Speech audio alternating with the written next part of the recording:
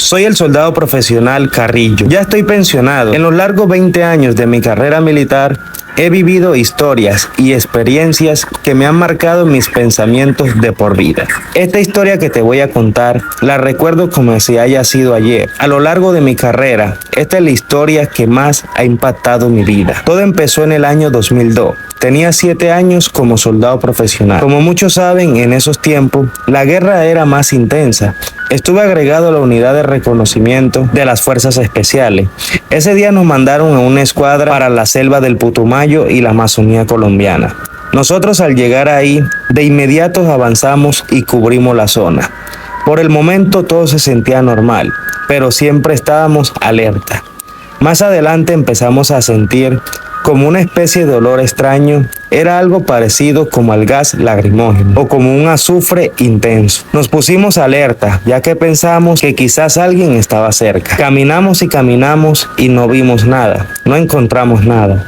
Y más adelante el olor empezó a desaparecer. Se nos hizo un poco raro, ya que alcanzó a tapar un poco las vías respiratorias. Al caminar sentía que la selva se sentía más confusa. Al avanzar para poder ubicarnos, nos encontramos con un caserío. Se veía un poco abandonado y descuidado.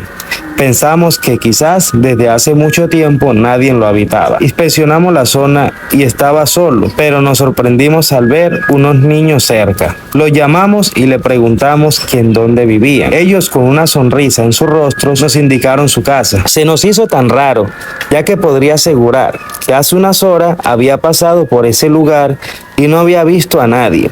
Al no estar muy convencido de lo que los niños nos decían, decidimos acompañarlo hasta su vivienda para asegurarnos que sí era real lo que ellos decían. Cuando llegamos hasta ese lugar, nos sorprendimos que de ahí salió una señora con su hija. Ella era la madre de aquellos 2 niños que nos encontramos en ese sitio. Mi teniente y yo nos acercamos, pedimos conversar con ella. Se notaban muy amables y nos brindaron gaseosa a cada uno de nosotros. Agradecidos con ella, ya que nos encontramos cansados y deshidratados de tanto caminar para poder ubicarnos. Cuando nos devolvimos, nos empezamos a dar cuenta, como cosa extraña empezó a salir gente de aquel caserío donde hace un rato puedo asegurar que revisamos cada casa y estoy más que seguro que estaban vacías y de la nada ya estaban habitadas. Mi mente me empezó a jugar una mala jugada. Me sentía confundido. Lo mismo mi teniente y otros soldados que se percataron de lo sucedido. Decidimos acampar cerca, que nos encontrábamos perdidos y las coordenadas eran distintas a las que teníamos escritas. Las comunicaciones no funcionaban. Avanzábamos y llegábamos al mismo lugar. Ya me estaba asustando, cuando de repente sentimos cómo nos disparaban sin piedad. Nos disparaban, corrimos, nos cubrimos y vimos cómo caía cada uno de los soldados. Mi teniente y yo tratamos de refugiarnos, pero en el medio del tiroteo fui herido en mi pierna derecha. Recuerdo que mi teniente me estaba poniendo un torniquete, pero en ese momento se acercaban más y como pudimos nos tiramos por un precipicio. Era demasiado alto y cuando caímos quedamos inconscientes. Mi teniente se levanta y de una me despierta. Yo pensé que ya había pasado al otro mundo, ya que con esa caída y con todo lo que había vivido, seguía sorprendido que aún seguía vivo. Como pudimos avanzamos, pero más adelante nos estaban esperando. Y esta vez no era algo que nosotros nos imaginábamos, sino que ni siquiera eran hombres. Eran unas cosas extrañas que nos atacaron hasta dejarnos inconscientes. Solo recuerdo que desperté en una clínica junto con mi teniente y otros soldados.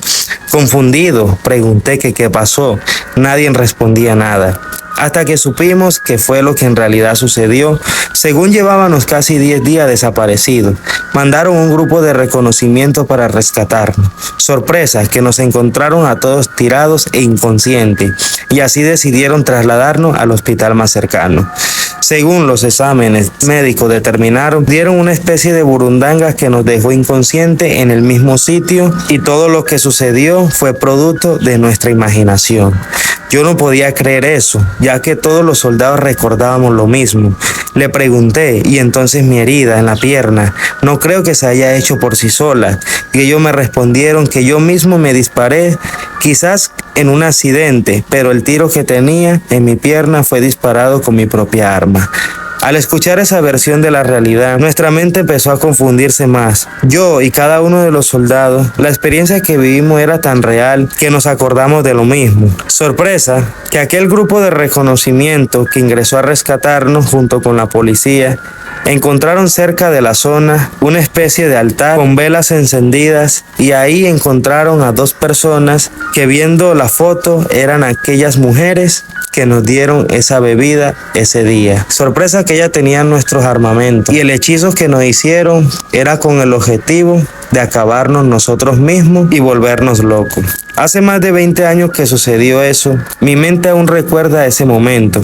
Aún siento que tengo pesadillas. Muchos quedaron locos. Yo traté de vivir la vida tratando de olvidar ese día, pero mi mente aún sigue ahí. Hay muchos grupos que trabajan de la mano con la brujería para así acabar con la mente del soldado. Y sé que historias como esta le han sucedido a muchos soldados. Espero que te haya gustado esta historia y sepan que no cualquier persona, por muy buena gente que aparente ser, como militares siempre tenemos que ser precavidos. Si te ha pasado alguna historia parecida, dejen su opinión en los comentarios. Y esto fue un capítulo más de Historias